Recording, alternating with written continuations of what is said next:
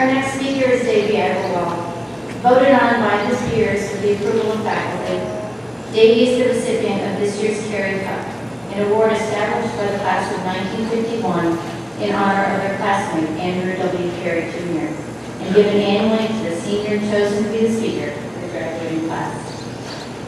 Davey joined Columbus Academy in pre-K and has made a lasting impression in his time here. Ever ready to participate in the life of the school, Davey has been president of this class 9th through 11th grade and also was this year's co-student body president. He's played soccer and lacrosse and was captain of the lacrosse team in his senior year. He's also been a part of the environmental club and a leader within the Student Sustainable Action Team. One of his favorite CA memories was seeing everyone smile when he, Derby, and the senior student council got to surprise the whole upper school student body with a breakout carnival in April. In the fall, he will be headed to Stanford to study environmental studies and sustainability. Given his kind nature and desire to engage others in meaningful conversations, we are delighted to have him speak on behalf of the class. Please welcome Davey to the stage.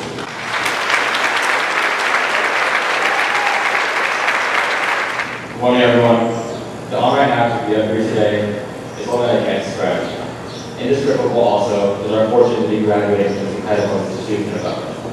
And for that, we can give our deepest gratitude to our wonderful parents and family, our amazing teachers, and our incredible administration for the unspeakable amount of things they've done to bring us this far. Thank you, and have a great night.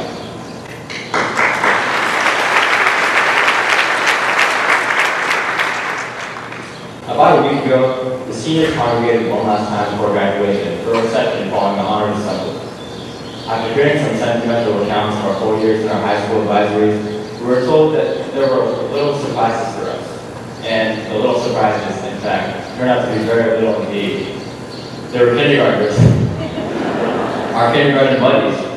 They sang us a sweet song and gave us a plaque with a picture of us and a professional word of advice for college. Want me to say, the kindergarten's advice was nothing short of inspiring. Dear Davey, remember the school rules of the academy. Love, Johnny. David once his buddy wrote, Dear David, don't be a bully and try your best. Good luck at college. Love, Leo. My favorite one, Liesl Goldfar's buddy. Dear Liesl, don't hit people and study hard. I will miss you. Love, Adeline. This final reunion made me think about how they have yet to experience quite literally everything that this day celebrates for us in our academy experience. When we were their age, I had a bunch of lower school fairs, ice cream socials, learning cursive and arithmetic, and hundreds of hours spent at Tech to learn more. I had most of finding fossils at Caesar's Creek, dissecting owl pellets, experiencing with monarch butterflies and Milkweed the bunny, and our official induction of members of the Glen Helen Apple Eating Club. I had a bus with middle school reading Rabbi Harvey, the business fair and naval battle, weekly excitement which was our froyo day, and our many interesting middle school tendencies. Unfortunately, I still had to resurface. For me, that took its form in my exquisite taste for random food on the floor. I must appreciate, though, I had to sit with a wonderful period of growth. Grow up into the brilliant, humble man he is today, and, as my classmates may remember, growth of a defining, yet lovely starter path throughout the 8th grade. Anyways, far ahead of us was high school and many service days, Monday morning assemblies and higher standards. Far ahead was staying up late doing work, trying to get enough sleep for the next day. And for me, my main goal this year was to not get photographed and exposed on the CA Secrets Instagram. And I would love to say that I did the whole year without getting exposed. But of course, quite literally the last day of school, May 3rd, I swiped to the final photo on that day's CA Secrets post, only to find Quadco, slumped in Spot 6 Honors Economics, consisting of Kevin Reeves, Malky Sullivan, Dr. Arya, and of course, me. Sorry, Mr. Axline. Great. Far ahead of us as kindergarten students was the junior speech, standardized tests, and an age where we truly began to flourish as independent and curious learners, feeling the obligation we have as citizens to keep tabs and be vocal about current events and issues we're passionate about. Often relying upon distinguished media sources like the New York Times, NPR News, and most notably, TikTok and Be Real. Far ahead of us was when we get our own kindergarten buddies, the class of 2034. The class that, when they're seniors, they'll be paired with the class of 2046.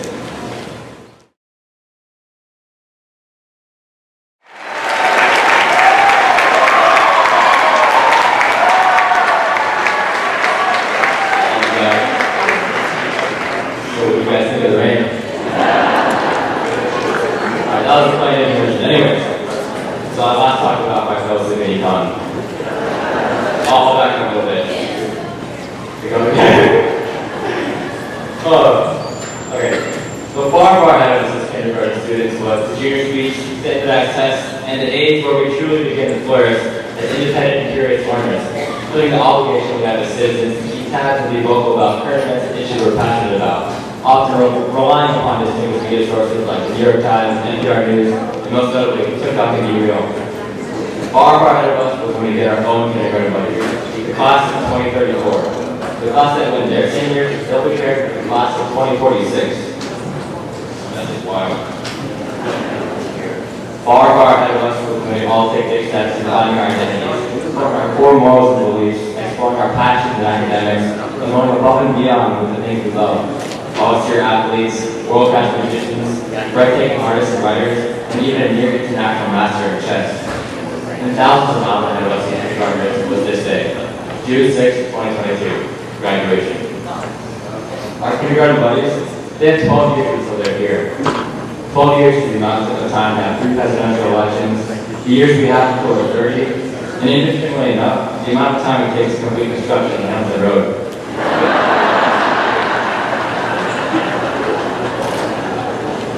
Years sounds like forever, but I know that all here can attest to the fact that 12 years are flown by. Senior graduation may be today, but our whole journey was like yesterday. As we enter this portal for our next stage in life, I feel like it's worthwhile to remember the sentiment of just how fast time goes. Every day you live, every moment you live, you are looking at the good old days of someday in the future. Good old days where the songs of the time and the people who are at your side will one day bring vivid thoughts into our minds. When we think about our feelings for the next step, trying to please soon come home with no regrets, there can be a lot going on. But at the end of the day, I truly believe things boil down to just one thing. One sentiment that, from our human nature, will consciously and subconsciously always guide us through quite literally any decision in life, small or big. We just want to be happy. This is what we tie back to. What will leave us happiest and most fulfilled? This is us to ask, what's our path to the happiest and most fulfilled life beyond the walls? Well, as high school seniors, none of us really know. But truthfully, I believe there's no one path, no one formula for happy lives. What I believe, though, is that there are principles that will inevitably lead us to one of these infinite paths to our happiness and fulfillment. Principles that remove the specificity to exactly what we do or exactly what we accomplish, and rather ensure that no matter what path we take, we'll live without regret. Principles that, quite honestly, I've learned from you all who do their power. One of these principles, always embrace the beautiful individual you are.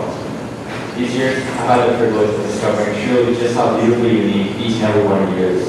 Never forget that. As we move beyond in life, we'll never stop discovering more about who we are. But no matter where you may be, what the world is telling you, always stay true to the individual you know yourself at heart to be in that moment.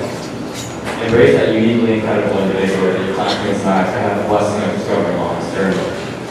From all we do so, let us embrace others and uniquely use life entities too. We will never regret being ourselves and being accepting of our neighbor. Another one of these principles, we need to always lean on those around us. You will never be going through something alone, no matter how isolated you feel. We all, even with how composed, tough, or accomplished someone may seem, we all may have times in our life where things are simply just hard, for any of the infinite reasons that may be. Reaching out when we need help is the best and greatest thing we can do for ourselves. Along this journey, we have the privilege to be a part of a developed siblinghood. And while this is the last time in history this group of individuals will be in the same place at the same time, we will always still have each other. Those who become closest to these years, their friendships will last lifetimes. We'll always be a phone call, text, and drive away. And if you ever feel like no one's there, hope you know you can always call me.